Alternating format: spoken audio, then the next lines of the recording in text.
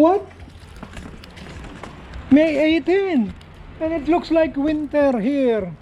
Oh boy, look at that.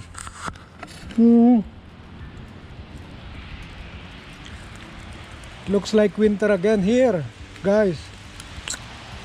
Kikita ninyo, I will show you itong aming backyard. Yan, ngayon oh. Wow. Para na namang winter talaga. Hindi nabasa, ano? Yeah, guys. Parang winter.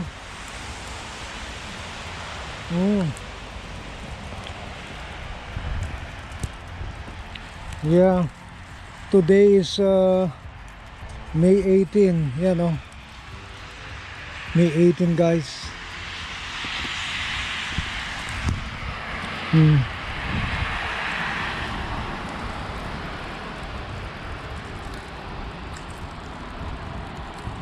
Ayan, 2 degrees.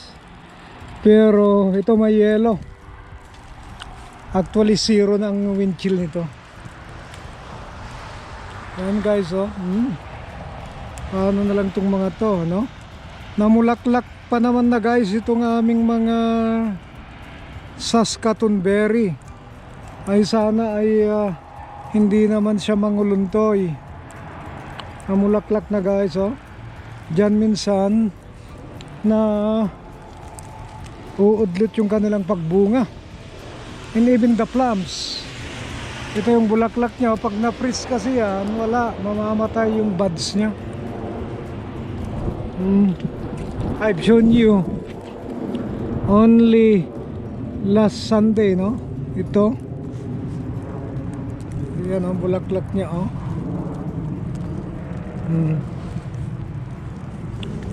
Well, ang chives po ay matibay naman. Yan, bubuhay yan, chives. I don't know itong garlic namin dito. I hope it could. Kasi yung iba hindi naman siya hardneck variety. Yan po.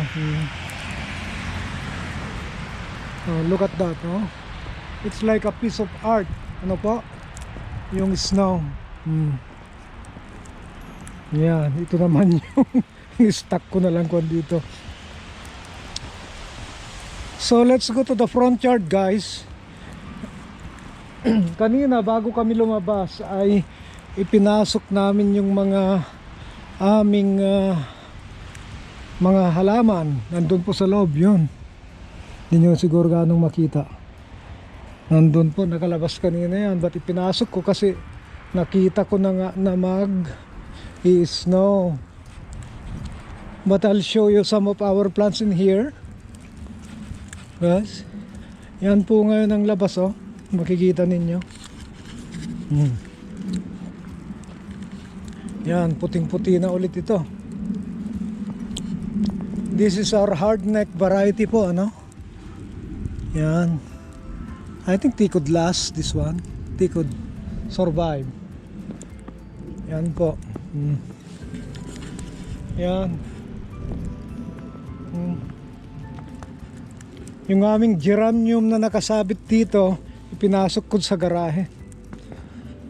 But what we have here, andito yung aming mga ipinunla, no? Yan, oh guys, mga tomato, mga lettuce, mustard, nandyan yung squash. Hopefully hindi sila ma-freeze, ano? Yan.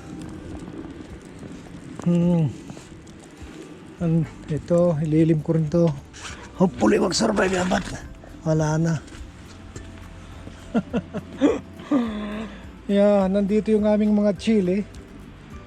Yan, that's our garlic. Ginger pala. Nilabas na rin namin, nililim na lang namin dyan. So guys, yung aming mga radish at saka mga beets dito, ano? Abagay, kinakain naman ng langgam. Marami kasing langgam dito. So nandito yung mga beets namin, ano? Radish yan. May kagat ng mga maluluto na yan, ng mga langgam. I don't know kung tumubo na yung mga iba rito, mga beets. Wala pa siguro. Anyhow, lamig. Yung malamig yung snow. So yan guys, no? Nakita nyo rito ang so ang safe planting po talaga rito ay mga end of the month or first week of June. Yun po. So first week of June, yan ang safest, no? Minsan kasi may Victoria, pagkatapos ng Victoria Day, nag-snow pa rin noon. So yeah guys, kaya namimiss namin ang Pilipinas dahil dito very very short ang growing season. Yan. So kita nyo, yan. And this will last the whole night. So kakapal pa yan guys, ano?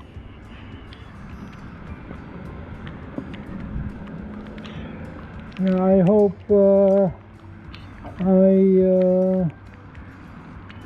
andun pa naman pala yung van ko, ano? Let me see, no?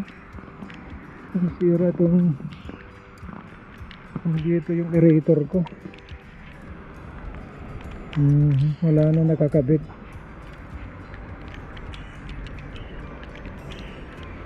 Maybe I'll take it kasi ipasok ko muna siguro sa loob. Hilahin ko lang naman to. Yan yung aerators kayo. Ito may laman pa to, ba't hindi ko nabubuksan? Ito andyan yung aerator ko sa loob, tinakpan ko. Yeah, better that I'll take it. Kunin ko na lang siguro. Pasok ko muna sa loob ng bahay. And guys, pasok ko na lang muna dito sa loob ng bahay.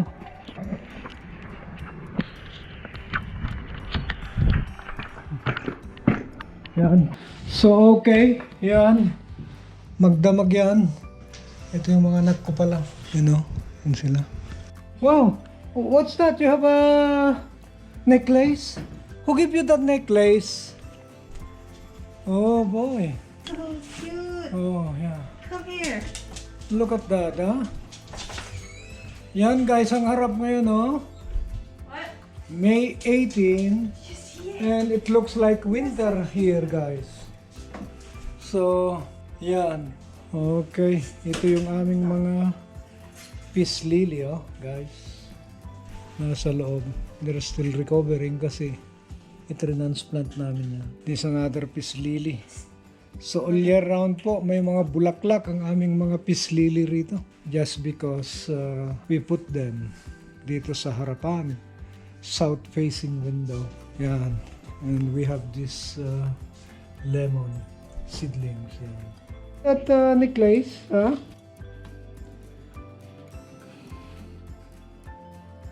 Okay guys, salamat po sa panonood ninyo. Kung nagustuhan po ninyo ito, paki-share lang po and put down your comment.